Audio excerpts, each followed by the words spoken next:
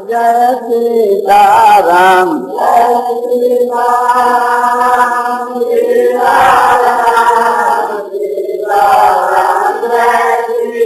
आनंद आनंद आनंद आनंद पूर्णानंद पूर्णानंद अपारानंद शांतानंद घनानंद अचलानंद ध्रुवानंद नित्यानंद बोध स्वरूपानंद ज्ञान स्वरूपानंद आनंद ही आनंद आनंद।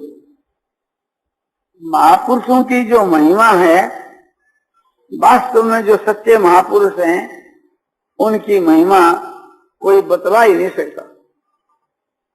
एक नंबर तो महापुरुष है परमात्मा, और 2 नंबर महापुरुष है उन परमात्मा को जो प्राप्त हो चुके हैं वे पुरुष, जो भक्ति के द्वारा भगवान को प्राप्त हो जाते हैं उनको भगवान कहते हैं यो मत भक्त समे प्रिय, ऐसा मेरा भक्त मुझको प्यारा। और ज्ञान के द्वारा जो परमात्मा ने प्राप्त हो है उसको गुणातीत कहते हैं। किंतु आखिर के वहां सबका परिणाम एक ही है, क्योंकि यह सांख्य प्राप्त स्थान तद योगी गम्यते एकम सांख्यं च योगम च यह पश्चात पश्चात। सांख्य योगियों के द्वारा जो स्थान, जो परम धाम प्राप्त किया जाता है, कर्मयोगियों के द्वारा भी वही आपने प्राप्त किया जाता है। इस उद्देश्य को समझ करके सांख्य और योग को जो एक समझता है वो ठीक समझता है। महापुरुषों की महिमा वाणी से कहीं नहीं जा सकती, क्योंकि वाणी की पहुंच नहीं है वहां। एक कोई विलक्षण वस्तु जो कि अलौकिक वस्तु को हम देखते हैं तो इस लोक में उसको समझा नहीं सकते। महापुरुष खुद भी महापुरुषों की महिमा नहीं गा सकते। गाना और बताना जो है ये तो वाणी से होता है, और वाणी की वहां पहुंच रही। फिर भी शास्त्रों के बीच के वहां जो महापुरुषों की महिमा बतलाई गई है वो वास्तु के वहां उनका एक प्रतिबिंब मात्र है। ईश्वर की महिमा, भगवान के भक्तों की महिमा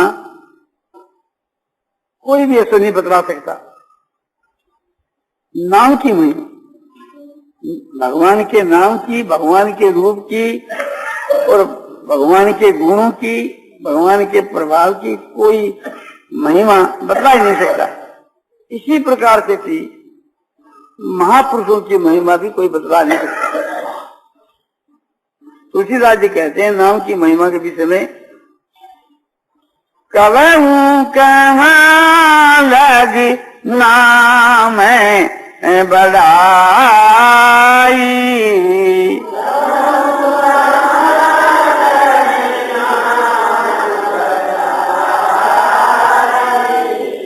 राम न सकहीं नाम गुणे गाई।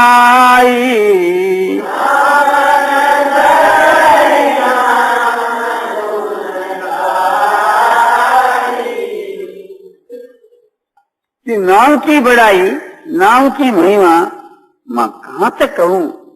जिसका नाम राम है वे खुद भी आपके नाम की महिमा नहीं गा सकते। जब ऐसी बात है तो भगवान आपके स्वरूप की महिमा कैसे बतला सकते हैं, और आपके गुण और प्रभाव की महिमा कैसे बतला सकते हैं। फिर भी लोग जो बतलाते हैं वो उससे का एक आभास मात्र है, एक प्रतिबिंब मात्र है। बल्कि हम लोग महापुरुषों की, ईश्वर की और ईश्वर के भक्तों की जो महिमा कहते हैं वो कैसी है कि वो स्तुति के मां निंदा है। परंतु तो जानते ही नहीं, और जानते हैं ऐसा कोई उदाहरण घर करके मन पेश नहीं कर सकता, और फिर वाणी के द्वारा तो कहा ही कैसे जा सकता है। एक छोटी सी कहानी कहता हूं, हमको कहानी बहुत याद आ जाती। 2 चमारिन थी, वे एक प्रकार से कुएं से पानी भर करके लेकर आ रही थी, और शहर से थी राजा का कंवर घोड़े पर बैठ करके हवाखोरी के लिए जा रहा था। उसके एक पैर के वहां सोने का कड़ा था। उसको देख करके एक तमारिन ने कहा कि देख बहन, इसके पैर में सोने का कड़ा है। तो दूसरी ने कहा कि भाई ये तो राजा का लड़का है, इनके कौन बात की कमी है, ये चाहे तो गुड़ का बना सकते। राजा का लड़का सुन के हंसता है कि देखो ये मूड है, इनको ये पता नहीं कि एक रत्ती सोने के माँ शेर भर गुड़ आवे, 5-7 शेर आजा कोई जमाने में, कोई जमाने में शेर भर, तो ये क्या समझे। तो वो हंसने लगा। इसी प्रकार हम भगवान की जब स्तुति गाते हैं तो भगवान हंसते हैं। हम लोग, हम तो खूब बढ़ाकर कहते हैं किंतु भगवान हंसते हैं। ऐसे महापुरुष जो है हंसते तो नहीं, किंतु समझते हैं कि ये अपनी समझ से हमको बड़ा बतलाते हैं, करते हैं छोटा। जो गुणातीत पुरुष है वे उस परमात्मा में जाकर के मिल जाते हैं, प्रवेश कर जाते हैं, यानी परमात्मा को प्राप्त हो जाते हैं। और हम उसे के शरीर को जो संसार में हमारी दृष्टि में है उसको महात्मा मान बैठते है। तो उसकी आत्मा, उसके भीतर में जो आत्मा जो पहले थी वो ही परमात्मा को प्राप्त हुई है, उसका शरीर नहीं। और वो परमात्मा को प्राप्त हो गया, क्यों ब्रह्म ये भवती ब्रह्म वेत्ता ब्रह्म हो जाता है। अब उसको उस ब्रह्म से हम अलग करके के उसकी महिमा गावें कि ये महापुरुष जो है बड़ा अच्छा है, उससे अच्छा है, उससे अच्छा है, किंतु परमात्मा से इसका दर्जा नीचा है। अब वो हंसता है कि देखो ये बेचारे भोले दारे हैं, पता नहीं। किंतु महात्मा जो पुरुष है वो परमात्मा से अलग होकर के अपनी महिमा की स्थापना नहीं करता। वो यदि शरीर बन करके अपने को महात्मा बतलावे तो वो अपने आप को नीचा बतला रहा है। और यदि शरीर नहीं बन करके शरीर के बीच के वहां जो एक प्रकार से जीवात्मा है, उस जीवात्मा को अपना स्वरूप बतला करके उसको महात्मा बतला रहे, परमात्मा से अलग, तभी एक प्रकार से वो छोटा ही बनता है। परमात्मा से तो कोई अलग चीज है ही नहीं। जब परमात्मा में प्रवेश हो जाता है, मिल जाता है, सायुज मुक्ति को प्राप्त हो जाता है, परमात्मा वो एक ही भाव हो जाता है, तो वो परमात्मा से अलग कोई चीज रही ही नहीं। जब इस बात को वो समझ जाता है तो फिर अपना जो नाम है, अपना जो रूप है, परमात्मा से अलग कर कर करके वो एक प्रकार से अपनी अलग कोई महिमा नहीं बतलाता। कोई मनुष्य उसको परमात्मा से अलग कर करके मानते हैं और उसकी महिमा गाते हैं तो उसको छोटा बनाते। ऐसे रहस्य के जानने वाले जो महापुरुष हैं वे अपने नाम और अपने रूप को कभी नहीं पूजाते। तो फिर कौन पूजाते हैं? और भगवान ने जो पूजा की बात कही, हाँ बोलो कही, पूजा की बात कही कि देव द्विज गुरु प्राज्ञ पूजन सोच मार्जुन ब्रह्मचर्य महिंसा से सारी रंग तप उच्चते। ये शरीर संबंधी तप है। देवता जो है, ब्राह्मण जो है और गुरु जो अपने से जो बड़े हैं, माता पिता आचार्य और समझो जो ज्ञानवान, इनका जो पूजन यानी सत्कार आदर, ये एक प्रकार से शारीरिक तप का एक लक्षण। शौच माने बाहर भीतर की पवित्रता, आर्जव माने सरलता और ब्रह्मचर्य का पालन, 8 प्रकार के मिथुनों का त्याग और अहिंसा, ये 5 जो है शरीर संबंधी तप है। उसमें सबसे बढ़कर 1 नंबर देव द्विज गुरु प्राज्ञ पूजनम। तो ये जो पूजा है अपने जो बड़े हैं ना, उनके शरीर की पूजा है। तो ये एक प्रकार से थी शास्त्र की मर्यादा के अनुसार हम लोगों को उनकी पूजा करनी ही चाहिए। किंतु जो ज्ञानी महात्मा जो पुरुष होते हैं ना, वे तो ये समझते हैं कि वे तो एक ब्रह्म को प्राप्त हो जाते हैं, ब्रह्म से अलग नहीं अपनी सत्ता मानते, तो ब्रह्म की पूजा ही उनकी पूजा है। तो वे कहते हैं अपने शरीर के द्वारा कि संसार के बीच में पूजने के योग साक्षात परमात्मा है, सच्चिदानंद ब्रह्म है पूजने के योग। और वे ही सतयुग के मां विष्णु के रूप से, त्रेता के मां राम के रूप से, द्वापर में समझो कि कृष्ण के रूप से प्रकट हुए। इसलिए श्री विष्णु की, श्री राम की, श्री कृष्ण की जो पूजा है वो ब्रह्म की पूजा है। तो वे एक प्रकार से उनकी तरफ लगाते हैं। वह समझते हैं कि राम का जो नाम कितना मधुर है और राम का जो स्वरूप बड़ा मधुर है। इसी प्रकार से नारायण का नाम और नारायण का रूप बहुत ही मधुर है। ऐसे भगवान श्री कृष्ण जी का नाम और उनका रूप भी मधुर है। उनके रहते हुए इनको यदि मैं इस व्यक्ति के नाम और रूप को पूजाऊं तो इनको धोखा देना है, और मैं भी खुद महात्मा बनकर ऐसा करूं तो मैं भी अपनी आत्मा को धोखा देता हूं। न इसमें इसका कल्याण है और न इसके मां मेरा कल्याण। ख्याल करके देखो, भरतजी महाराज जो है क्या कह रहे हैं। जिस समय के मां सब सभा इकट्ठी होकर के और भरतजी को कहने लगे कि आज का दिन और मुहूर्त बहुत उत्तम है और राज तिलक की सारी सामग्री मौजूद है, सब तीर्थों का जल मौजूद है और सब प्रजा के लोग और बड़े बड़े धनी लोग और मंत्री लोग और सब माताएं और समझो कि वशिष्ठ जी कहता मैं भी, सब ये चाहते हैं कि आज है तो आपका तुम्हारा राज तिलक हो, हम सब देख रहे हैं। भरत ने कहा कि ये बात आपने मेरा हित समझ करके कही होगी, किंतु उसके मां मुझको राजा बनाने से उसमें न तो प्रजा का हित है न आप लोगों का हित है, न उसके मां मेरा हित मुझको दिखता है। इसलिए आप बड़ों की जो आज्ञा है उसकी मैं अवहेलना करता हूँ, इनकार करता हूँ, तो इसके लिए मैं क्षमा प्रार्थना करता हूँ, किंतु मैं इसके लिए लाचार हूँ। मैं आप लोगों की आज्ञा का पालन नहीं कर। राजा होने के योग तो राम ही है। तो उत्तम जो पुरुष है वह तो ये कहेंगे कि पूजा के योग, स्तुति के योग साक्षात भगवान राम, और हमारी पूजा करके और हमारे नाम की, हमारे रूप की पूजा करके आप एक प्रकार से आपको तो कुछ लाभ नहीं होगा और मेरा तो पतन हो।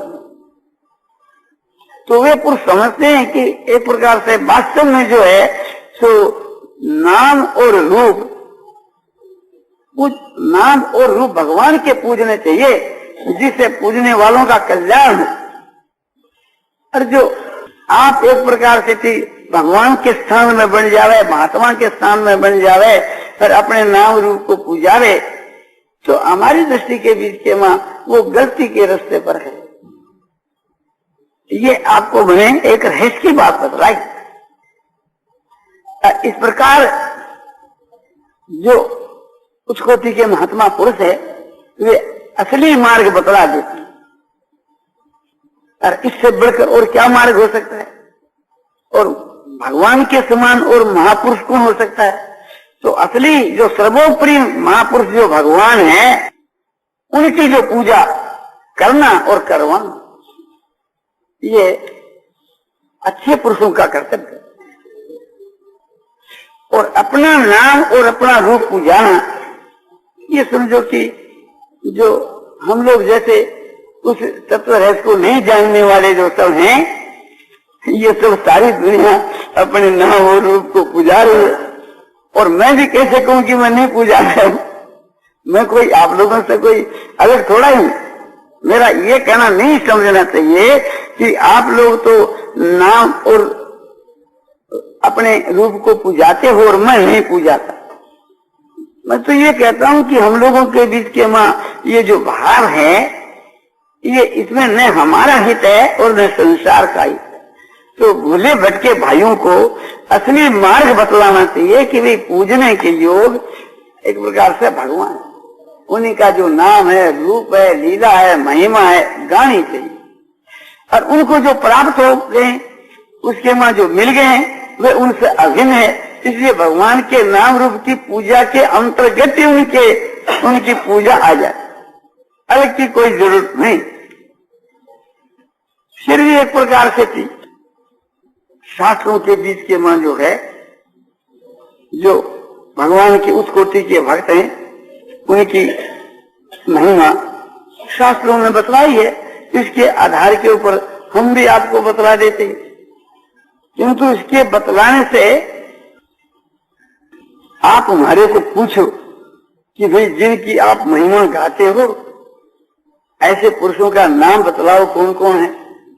तो मैं यदि नाम बतलाऊंगा तो उसके ऊपर आपको विश्वास नहीं करना चाहिए। क्यों नहीं करना चाहिए कि मुझको परीक्षा सो नहीं आती, यानी मैं परीक्षा के बीच में फेल हूं, इसलिए उस पर आपको विश्वास नहीं करना चाहिए। हाँ, शास्त्रों के आधार पर महिमा बतला देता हूं महापुरुषों की, और उन महापुरुषों के संग की। उन महापुरुषों का जो संग है, उनकी महिमा है, वो महापुरुषों की है। तात स्वर्ग अपवर्ग सुख धैर्य तुला एक अंग।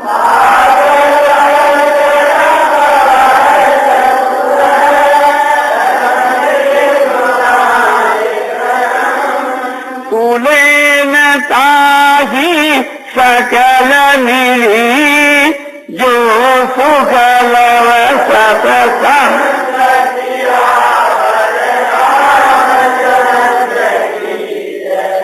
हे बात, हे मेरे प्यारे,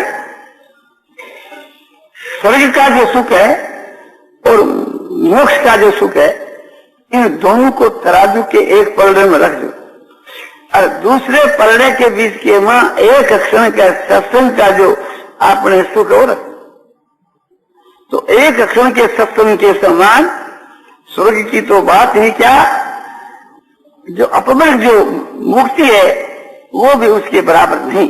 यदि कहो कि ऐसा सुख हम लोगों को तो कभी हुआ ही नहीं, तो मैं यही कहूंगा कि असली सत्संग आपने कभी किया नहीं। जब तुलसीदास जी कहते हैं तो वे झूठ थोड़ा कहते, तो असली संग क्या, भागवत को देखने से और तुलसी के रामायण को देखने से ये असर होता है। सत्य माने परमात्मा, संग माने प्रेम। परमात्मा में जो प्रेम है वही एक नंबर का सत्संग, और 2 नंबर का सत्संग वो है कि भगवत संगी संगाना। भगवत संगी जो पुरुष है, माने भगवान के जो भक्त है, भगवत प्राप्त जो पुरुष है, उन पुरुषों का जो संग है वो भी सत्संग। एक नंबर तो भगवान के बीच के में जो प्रेम है वही असली सत्संग है, या भगवान का जो संग है वही असली सत्संग है, या भगवान में जो प्रेम है वो असली सत्संग है। भगवान का संग माने भगवान का साथ, भगवान का संजोग, भगवान की अपने प्राप्ति। और जिनको भगवान की प्राप्ति हो चुकी उन पुरुषों का संग भी 2 नंबर के बीच के ना सत्संग है। और 3 नंबर में सत्संग वो है कि उस मार्ग के मां चलने वाले जो पुरुष हैं, जैसे समझो कि किसी अंश में आप और हम लोग, ये 3 नंबर का सत्संग। ये 3 नंबर का कैसे, क्योंकि वर्षों के वर्ष बीत गए ना, आप भी आपने सत्संग करते हैं और हम भी एक प्रकार से सत्संग करते कराते हैं, किंतु विचार करके, हृदय से विचार करके न्याय युक्त देखते हैं तो देखने के मां कोई 150 आदमियों का भी कल्याण नहीं है। 150 की तो बात दूर ही, 10-5 का भी हमारे ख्याल में कोई नाम नहीं आता। जो एक आपने भजन ध्यान कर करके इस संसार से आपने भगवान की कृपा से अपने भगवान को प्राप्त हो गए, वो तो अलग बात है। किंतु आप लोग जो सत्संग की बात सुनते हो, हम सुनाते हैं, इसके बल के ऊपर कोई हुआ हो तो उसकी बात हम कहते हैं। और तो यूं तो समझो कि मरने के समय में भगवान को याद करता हुआ जाता है, वो भगवान को ही प्राप्त होता है। अंत काले से मामेव समय मुक्त्वा कलेवम यह प्रयाति से मद भावम याति ना सत्संग से। अंत काल के मां मेरा समय करता हुआ जो देह को त्याग कर जाता है, भगवान कहते हैं, वो मेरे भाव को प्राप्त होता है, इसमें कोई शंका नहीं। तो इससे तो बहुत आदमी प्राप्त होते हैं भगवान को। अरे मैं समझो कि यहां मरते हैं, इस गंगा के किनारे, इस मायापुरी में, जो 7 पुरी में एक पुरी है, यहाँ मरने से इस मायापुरी के प्रभाव से, गंगा के प्रभाव से और अंत समय में भगवान के भजन ध्यान के प्रभाव से, कीर्तन के प्रभाव से यदि किसी का कल्याण हो जाए तो उसके विषय में आपका हमारा कोई अपने उसमें हाथ नहीं। उसमें यदि सब कोई निमित्त बन गए तो वास्तव के बीच के समझो कि वो अपना कोई किसी का प्रभाव नहीं। और फिर 4 नंबर का सत्संग, 4 नंबर का सत्संग वह है कि गीता, रामायण, भागवत आदि जो धार्मिक पुस्तक है, उनका जो सुन करके, उनको पढ़ करके, उनकी आलोचना करके, उसमें प्रवेश करके उनके तत्व रहस्य को समझना और समझ करके लाभ उठाना, शास्त्रों का जो संग है वो भी सत्संग। तो यहाँ जो संग की महिमा है वो 1 नंबर और 2 नंबर भगवान के संग की और भगवत प्राप्त पुरुषों के संग। और भी महिमा बतलाई, लीन सतसंग नारी कथा ते दीनों है भाग।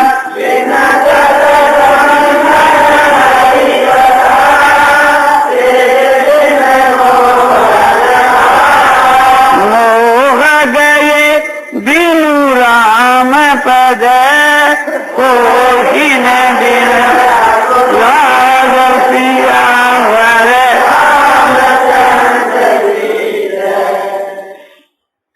सत्पुरुषों के संग के बिना हरि की कथा नहीं मिलती, और हरि की कथा के बिना मोह का नाश नहीं होता, और मोह के नाश हुए बिना भगवान के मां जो दृढ़ जो अनुराग है, तीव्र जो अनुराग है, वो नहीं होता। बिना समझो कि प्रेम के बिना भगवान नहीं मिलता।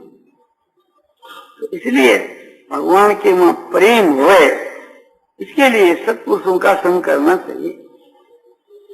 अब ये बात है कि सत्पुरुषों की पहचान क्या, गीता के मां सत्पुरुषों के जो लक्षण लिखे, इन्हें जिसके मां हो वो ही सत्पुरुष। तो गीता के श्लोकों के बीच के मां सत्पुरुषों के लक्षण कहाँ लिखे कि बहुत अध्यायों के बीच के मां दूसरी अध्याय के मां समझो कि 51 के श्लोक से लेकर के अध्याय की समाप्ति पर्यंत सिद्ध प्रज्ञ के नाम से जो लक्षण बतलाए, उनके अंतर्गत महापुरुषों के, सिद्ध प्रज्ञ पुरुषों के लक्षण में बतलाए गए। तो साधन को बात दे करके उनके महापुरुषों के लक्षण निकाल, और 5वें अध्याय के बीच के 17 के श्लोक से लेकर के 26 के श्लोक तक ज्ञानी महापुरुषों के लक्षण बतलाए। और इसी प्रकार से थी गीता की 6ठे अध्याय में 7, 8, 9 इन 3 श्लोकों के मां योग के द्वारा प्राप्त हुए ज्ञानी महापुरुषों के लक्षण बतलाए। तो बोला आपने चौथी और तीसरी अध्याय की बात नहीं कही। बोले उसमें भी है, किंतु उसमें कम संख्या में। तीसरे अध्याय के बीच के 17वें श्लोक में ज्ञानी महापुरुषों के लक्षण, कुछ 18 में भी, या 17-18 दोनों को मिलाकर इसी प्रकार से थी चौथे अध्याय में भी। चौथे अध्याय के 9 के श्लोक में इन ज्ञानी महापुरुषों की प्राप्ति का उपाय बतला करके 10वें के बीच के मां उनके लक्षण बताए। वीतराग भय क्रोधा मन मया माम उपासिता बहु ज्ञान तपसा पूता मद भाव मांगता। ऐसे ही और भी अध्यायों के बीच के मां 6ठे अध्याय के मां भक्ति के द्वारा प्राप्त हुए पुरुषों के लक्षण 31 और 47 के श्लोक में और ज्ञान के द्वारा प्राप्त हुए पुरुषों के लक्षण 6ठे अध्याय के 32 के श्लोक में। तो बहुत ही श्लोकों के बीच के में आते हैं, किंतु प्रधानता से मैं अब आपको बतलाता हूँ। भक्ति के द्वारा प्राप्त हुए महापुरुषों के लक्षण विस्तार से थी गीता की 12वीं अध्याय के मां 13 के श्लोक से लेकर के और 19 के श्लोक तक आयु को अध्याय की समाप्ति तक, और 14वें अध्याय के बीच के मां 22 के श्लोक से लेकर के 25 के श्लोक तक जो लक्षण महापुरुषों के बतलाए हैं, वे लक्षण जिनके वहां घटे वो ही महात्मा पुरुष। तो आप कहीं जी की बात तो ठीक, किंतु हम तो इस प्रकार से किसी के हृदय को पहचान नहीं सकते। तो बोले दूसरा उपाय, हाँ बोले वो बतलाओ कि जिन पुरुषों का संग करने से भगवान की भक्ति आपके हृदय में आवे, हृदय में जागृत हो, जिन पुरुषों के संग से, दर्शन से, भाषण से, शपथ से, वार्तालाप से, चिंतन से आपके हृदय के बीच के मां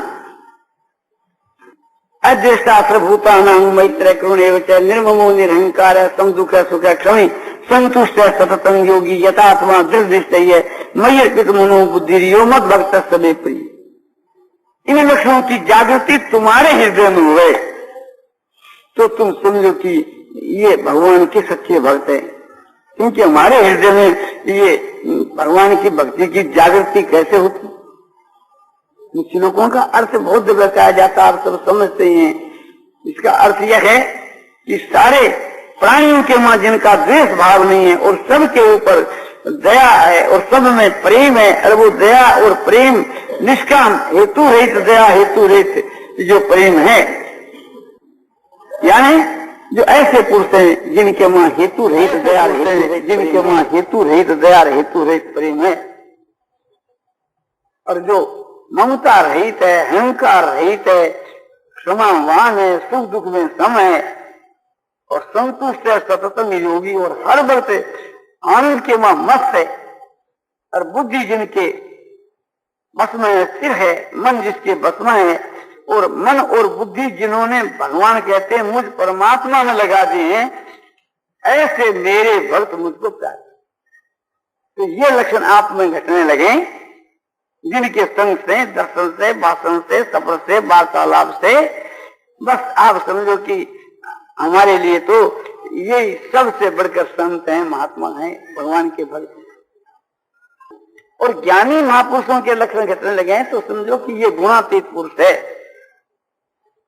ज्ञानी महापुरुषों के लक्षण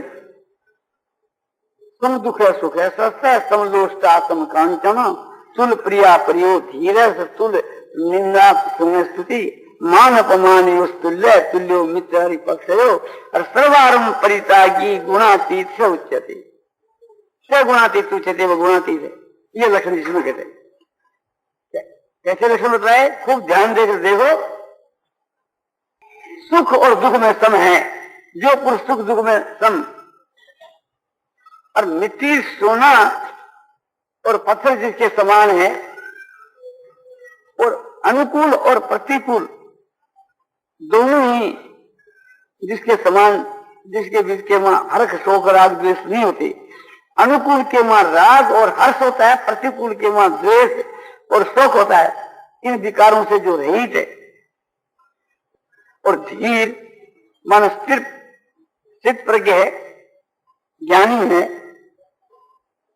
और निंदा और स्तुति के मां भी सम, मान और अपमान में भी सम, और बैरी और मित्र के पक्ष में भी सम, किसी की पक्ष नहीं करता। और जो सारे आरंभों का त्यागी, उनके शरीर से जो भी क्रिया होती है, उनके शरीर से उत्तम ही क्रिया होती है, किंतु उसमें कर्तापने का अभिमान नहीं रहता, इसलिए वो करता हुआ भी अकर्ता है।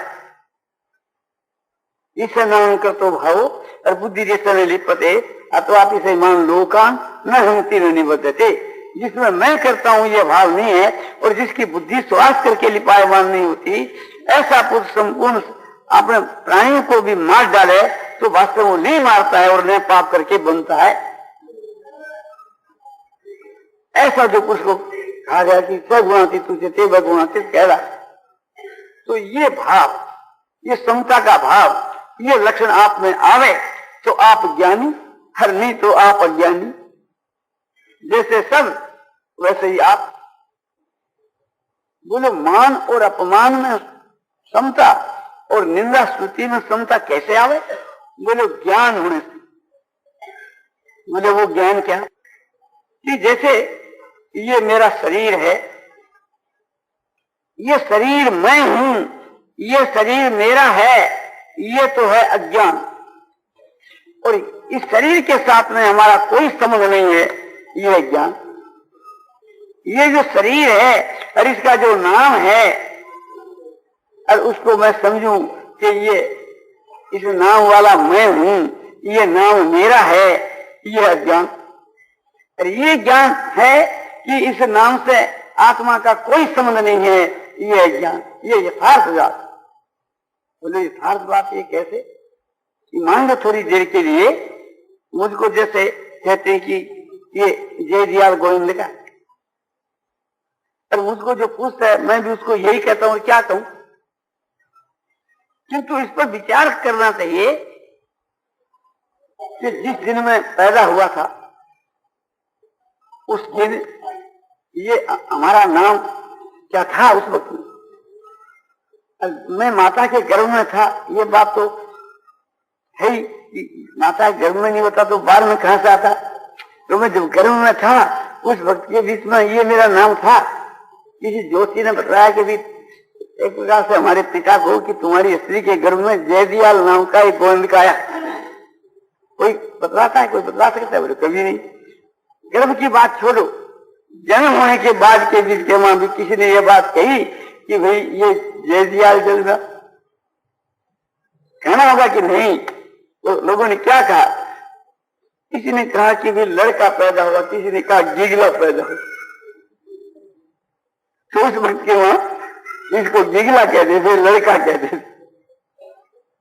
थोड़ा दिन के बाद परामर्श होने लगी कि इसका नाम समझो कि शिवदत्त कढ़ावे, कि रामदत्त कढ़ावे, कि प्रभुदयाल कढ़ावे, कि शिवदयाल कढ़ावे, कि जयदयाल कढ़ावे। आखिर में निर्णय होकर के इतना होया कि भाई जयदयाल कर, सबका एक मत हो गया, जयदयाल नाम रख दिया। ब्राह्मण देवता से पूछा भी क्या नाम करावे? ब्राह्मण देवता बोला कि तुम्हारा ये नाम है, ये है। बोले कि नहीं, तो बोले ये करा लो। तो सदा होकर के ये करा दी। अब कोई जयदयाल को यदि गाली देवे, जयदयाल का नाम उच्चारण करके कोई प्रशंसा करे, कोई गाली देवे, और मैं कोई ये मेरे को गाली देता है, मैं उसमें नाराज हूं। और कोई मेरी प्रशंसा अगर बोले जयदयाल तो महात्मा है, ज्ञानी है, योगी है, भगवान का भक्त है, और उसको सुनकर मैं फूल जाऊं, तो ये बात सिद्ध हुई कि मैं अपने को जयदयाल मान लिया। अरे थोड़ा सोचो तो सही, विचार तो करो, थोड़ा ईश्वर ने आपको बुद्धि दी, विवेक दिया, थोड़ा विचार तो करो कि मैं जयदयाल कैसा हुआ? जयदयाल नाम जब नहीं था तब भी मैं था, तो मैं जयदयाल कैसे? जन्मने के पहला ही मैं माता के गर्भ में था, तो जयदयाल में कैसे हुआ? तो ये यथार्थ बात है कि वास्तव के मां, इस शरीर के मां जो आत्मा है वो सो मैं हूं, वो मेरा स्वरूप है। ये कहना तो किसी अंश में फिर भी न्याय है। और जयदयाल ये मैं हूं, जयदयाल मेरा नाम है, ये तो समझाने के वास्ते एक भाषा है। और जयदयाल कि कीर्ति से थी तो मैं खुश हो जाऊं और जयदयाल की निंदा से मैं नाराज हो जाऊं, ये तो मूर्खता, इसका नाम तो अज्ञता है। इसी प्रकार से ये जो हमारा शरीर है, शरीर को ये मानो कि ये शरीर में, तो यह मूर्खता उससे भी बढ़।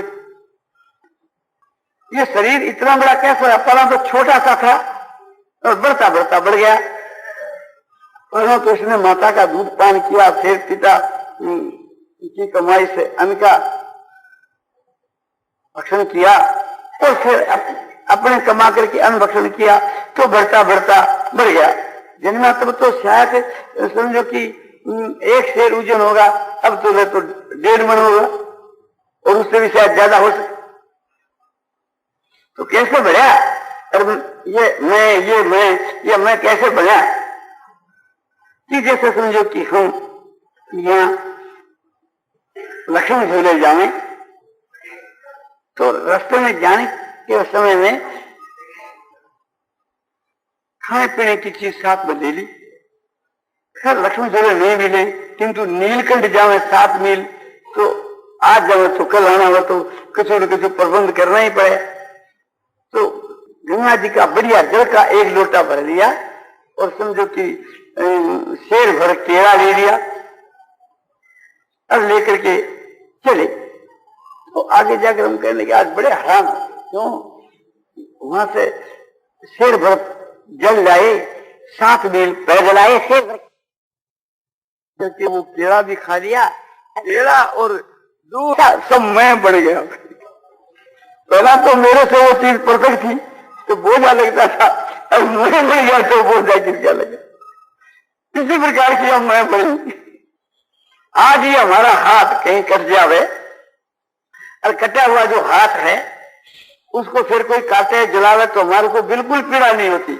हम जीते हुए देख रहे, लोग हमारे को पूछे इसका क्या करें, बोले भाई तुम्हारी इच्छा, गाड़ दो, जला दो, वो जो सुख कर। बोले कि ऊपर से 7 मील से लाकर गंगा जी में डाल दो तो अच्छा है। आते वक्त उसको कांधे पर लेके गंगा जी में आए तो हम तो हैरान हो गए। बोला बड़ा तंग, क्यों? 3 सेर बोझा 5 सेर बोझा इसका लेकर आए, तो हर वो हाथ हमारे लगा हुआ था तो कोई बोझा नहीं था, दूसरे हाथ का बिल्कुल बोझा नहीं, वो भी हमारा ही हाथ है। तो उसको तो ये है कि ये मैं कट गया, वो हाथ हमारे से अलग हो गया। अरे फर्क क्या, जैसा ही तो ये हाथ है जैसा ये हाथ है, तो इसी प्रकार दोनों पैर है। तो जो चीज इससे अलग हो जाती है उसमें से मैं अलग हो जाती है, और जो चीज इसके लगी हुई रहती है वो मैं बना रहता है। इस प्रकार की मैं है। तो ये मूर्खता नहीं तो क्या है? जब इस शरीर से निकल करके दूसरे शरीर में चला जाता है तो सारा का सारा 1.5 मन का बोझा यहीं छूट जाता है। यदि यही मैं था तो मैं जहां गया वहां इसको ले जाता। तो ये सब समझो कि मूर्खता है। तो शरीर को मैं मानना और फिर शरीर का कोई मान करे, आदर करे, सत्कार करे, पूजा करे तो मैं फूल जाऊं कि अब मेरी पूजा हो। और कोई तिरस्कार करे, उसको कोई कूड़ा करके डाल दे तो मैं कहूं कि ये मेरा तिरस्कार हो। तो ये दोनों प्रकार की मूर्खता है। क्योंकि थोड़ा ध्यान दे करके देखो, सुखदेव जी महाराज जो है, जब राजा परीक्षित के यहाँ गए, रास्ते के बीच के वहां लड़के मिल गए। लड़कों ने समझा कि ये कोई पगला है, ऐसा समझ के पूरा करके तो सिर के ऊपर डाल दिया। तो डाल दिया तो डाल दिया, कोई धूल डाले, कंकड़ डाले, पत्थर डाले, कुछ डाल। सुखदेव जी तो अपने आनंद के वहां मस्त। वहां पहुंचे तो सब ऋषि लोग खड़े हो गए और उनके ऊपर पुष्पों की वर्षा होने लगी। सुखदेव जी के लिए तो पूरे करकट की और कंकड़ पत्थरों की वर्षा और पुष्पों की वर्षा दोनों ही समान है। वे समझते हैं कि ये जो मैं हूं तो इसमें मैं समझूं कि मेरा मान है या मेरा अपमान है। वो तो समझते हैं, वे तो गुणातीत महात्मा पुरुष है, अपना इस शरीर से कोई संबंध ही नहीं समझते। तो आजकल के समय के वहां बहुत से भाई लोग जो है हर एक काम के वहां अपना नाम चाहते, हर एक काम के वहां कहीं पोल लगाई तो भाई ये हमारा नाम दे दो तो हमने क्या, बहुत अच्छी बात, दो भाई इनका नाम 2 वर्ष, ये सदा वर्ष बढ़ता है, यहाँ पर हमारा नाम लगा दो, खर्च हम देंगे। ये मकान बनता है, इसके ऊपर पत्थर में हमारा नाम खुदा कर लगा, बोलो 1 पत्थर में लगाऊं 2, तो वो जो अपना किसी भी प्रकार से अपना नाम जो चाहना है ना, कीर्ति जो चाहनी है, तो उसका जो पुण्य है वो कीर्ति में क्षय हो जाता है। और जो अपना नाम बढ़ाई कीर्ति महिमा नहीं चाहते हैं, तो वे परमात्मा के परम धाम को जाते हैं, उनको रास्ते में कोई रोकने वाला नहीं। तो ये जो मान है, बढ़ाई है, प्रतिष्ठा है, आए उनकी अपने प्रतिष्ठा करी, किंतु जो उस कोटि के महात्मा जो पुरुष है उनके तो लिए ये बात बताया कि मान अपमान यश तुल्य तुल्यो मित्रारे पक्ष और सर्वारम परित्यागी गुणातीत सोचती। कहीं पर आपने गीता के वहां देखे, वहां सबके वहां समभाव है, वही उस कोटि के पुरुष है। तो जिनके दर्शन से, भाषण से, सफर से, वार्तालाप से हमारे में समभाव आवे, तो समझना चाहिए कि ये गुणातीत पुरुष है। और नहीं समभाव आवे तो समझो कि ठीक है, ये परीक्षा है। दूसरी परीक्षा साधक की बतलाता हूं। साधक की परीक्षा तो यज्ञ है, दान है, तप है, ये कर्म है। इस कर्मों को जो निष्काम भाव से करे तो वो कर्मयोगी, और ईश्वर अर्थ करे और ईश्वर का भजन ध्यान भी करे तो वो भक्ति योगी। और यदि वो ज्ञान की दृष्टि से भी करे तो वो ज्ञान योगी।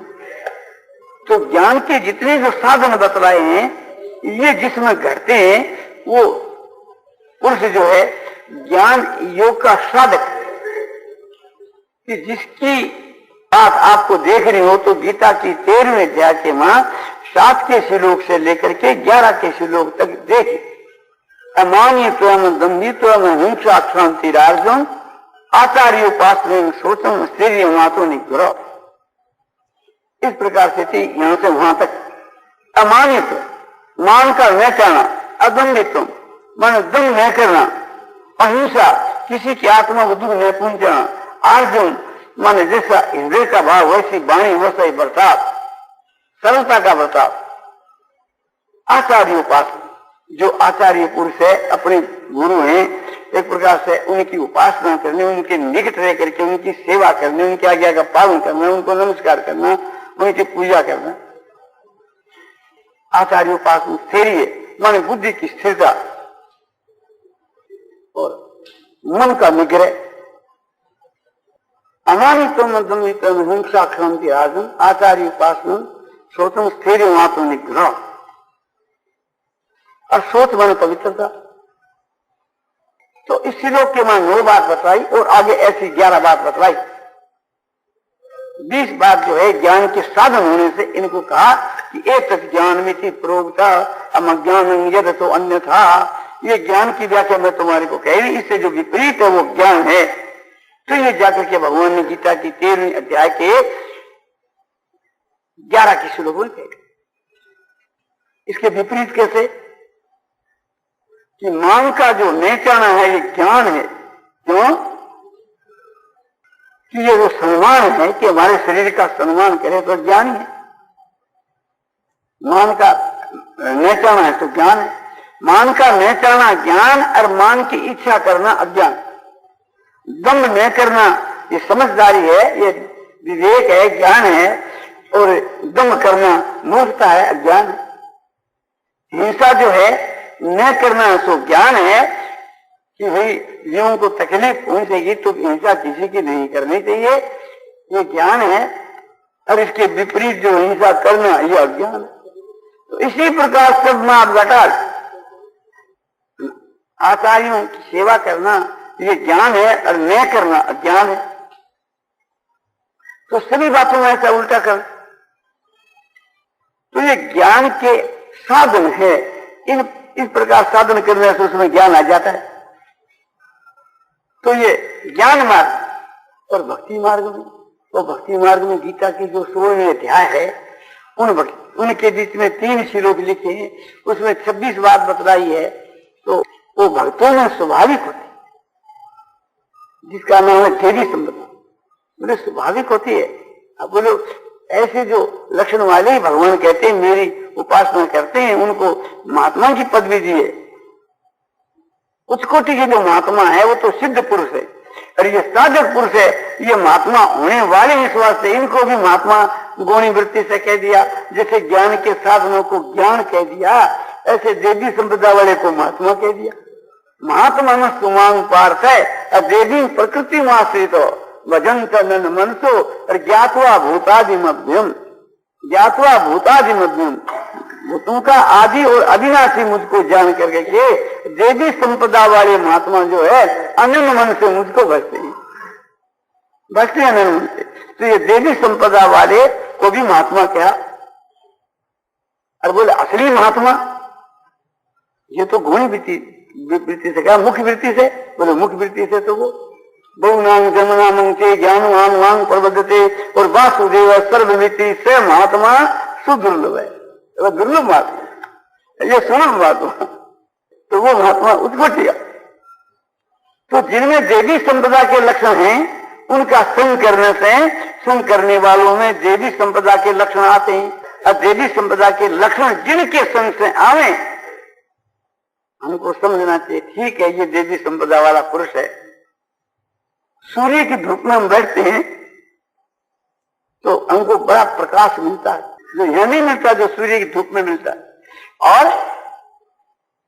और समझो कि धूप की जो गर्मी है वो भी मिलती, तो सूर्य के वहां प्रकाश भी है और समझो कि गर्मी भी। ये कैसे ज्ञान हुआ कि बोले सूर्य की धूप में बैठ कर देख, और सूर्य की धूप में बैठना, सूर्य का दर्शन होता है, सूर्य का संग होता है, सूर्य भगवान का दर्शन है ना, तो दर्शन होने से आपको अपने धूप मिलेगी। कहीं आड़ में बैठ जाओगे तो शायद वो इतनी धूप नहीं मिलने से, इतना प्रकाश मिलेगा नहीं इतनी गर्मी मिलेगी।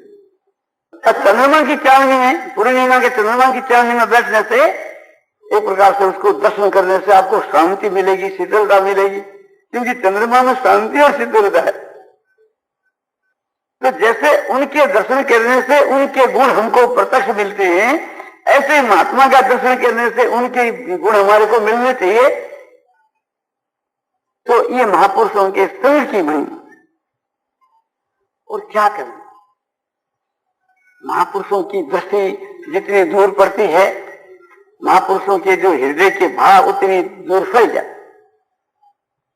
महापुरुषों की जो वाणी है उस वाणी का जो शब्द जहां तक गूंजता है वहां तक विशेष रूप से थी, समझो कि वाणी के द्वारा महापुरुषों के भाव व्यापक हो जाते। यूं तो सारी दुनिया में एक प्रकार से उसकी वाणी फैल जाती है, किंतु वहां विशेष रूप से इसी प्रकार से थी। महापुरुषों का जो शरीर है उनके संसर्ग से, उनके चरणों से स्पर्श होने वाले जो पदार्थ, हाथ से उनसे पदार्थ, इन सब के बीच के वहां भी कुछ विशेषता होती है। तो महापुरुषों का वो शरीर है, वास्तव के महापुरुष जो है वो तो उसके जो थे वो परमात्मा को प्राप्त हो। तो असली महापुरुष तो परमात्मा है कि जिसमें वे प्राप्त हो, और शरीर जो है उनका शरीर है। तो शरीर की जो महिमा है वो भी दूसरों की अपेक्षा बहुत है। उनकी वाणी भी सत्य होती है, उनका संकल्प भी सत्य होता है, उनका व्यवहार भी सत्य होता है, उनका सब ये तो सत्य है, क्योंकि वह सत्पुरुष है। और सत्पुरुषों के संग करने से उसमें भी समझो कि सत्यता आ जाती है। यहां तक कि उनके सन्मुख दूसरा आदमी मिथ्या नहीं बोल सकता, सहज नहीं। दूसरा आदमी उसके सन्मुख हिंसा नहीं कर सकता, दूसरे का अनिष्ट करने के लिए तैयार नहीं हो सकता। बताया है सत प्रतिष्ठायाम क्रिया फला से तुम अहिंसा प्रतिष्ठायाम तत्समिरो वही त्याग है। एक एक का फल बतलाया महर्षि पतंजलि पातंजलि योग दर्शन के बीच के वहां। और ये जो बात आपको बताई अहिंसा है, सत्य है, ये तो एक प्रकार से थी साधक में, देवी संप्रदाय वाले पुरुष में, और वो भी साधक है, और ज्ञान का साधन करने वाला जो साधक है उसमें ये चीज उन साधकों में होती है, फिर सिद्ध में तो हो, उसमें कहना ही क्या। तो ये उन महात्मा सिद्ध पुरुषों की महिमा नहीं, साधकों की, फिर सिद्ध पुरुषों तो और ज्यादा महिमा होनी चाहिए। तो उनके दर्शन से, भाषण से, सफर से, वार्तालाप से, चिंतन से, मनन से हर एक प्रकार का लाभ होता है कि जो वो समूह है वो तो एक प्रकार से गुणों का समूह है, और वे चलते हैं तो अपने गुणों के समूह का वितीर्ण करते हुए चलते हैं। जैसे कर्पूर है, वो जिस मार्ग से जाता है अपने गंध को वितीर्ण करता हुआ जाता है। तो इसी प्रकार से तीन महापुरुष जो अपनी विभूतियों का अपने समझो की वितीर्ण करते हुए चलते, जैसे वैरागवान पुरुष के दर्शन से वैराग की उत्पत्ति होती है, उनके संग से, दर्शन से, वार्तालाप से, उनका जो भाव है उसके माफक हम भाव भी अपने धारण करने श्रद्धा से, तो भाव के धारण करने से चलिए हमारे में वैराग उत्पन्न हो सकता है।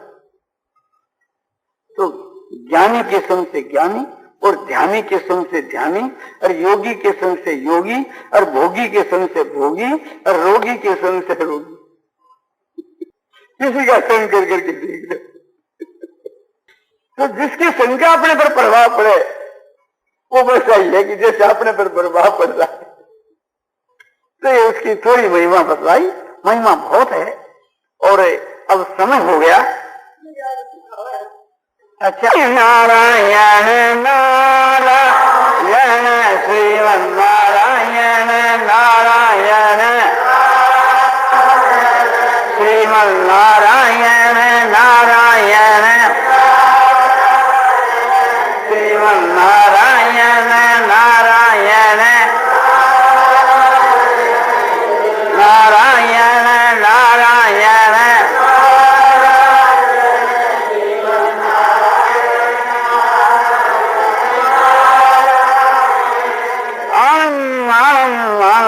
पूर्णानंद अपारं शांतं घनानंद अचलानंद ध्रुवानंद नित्यानंद योगस्वरानंद ज्ञानस्व आनंद ही आनंद, आनंद ही आनंद। हाँ, जब कैसा आनंद हो रहा है, कैसी शांति हो रही है, मानो हम लोग सब आनंद के सागर में डूबे। अब महापुरुषों की जो महिमा है, उनका जो प्रभाव है, वो थोड़ा सा बतलाता हूं। वास्तव के बीच के वहां जो प्रभाव तो इतना अपार है कि हमारी बुद्धि में समा नहीं सकता, और हमारी बुद्धि में जितना समाता है उतना हमारा मन उसे बुद्धि के अनुसार लोगों को समझाने के वास्ते कल्पना नहीं करता। और हमारा मन जो कल्पना करता है वाणी के द्वारा, एक प्रकार से मन के भीतर में जो चित्र आता है वो वाणी के द्वारा कह नहीं सकते। तो अब एक प्रकार से कहा जाता है, वो तो बहुत अलग ही कहा जाता है। तो महापुरुषों का प्रभाव दो प्रकार का होता है। जैसे ईश्वर का प्रभाव दो प्रकार का होता है ना, ऐसे महापुरुषों का प्रभाव भी दो प्रकार का होता है। दो प्रकार का कैसे? कि ईश्वर का प्रभाव दो प्रकार का कैसे? एक तो लौकिक और एक अलौकिक। लौकिक का मतलब, लौकिक माने संसारिक, ये जो संसार की वस्तुओं का लाभ हुए वो एक प्रकार से संसारिक। अलौकिक क्या?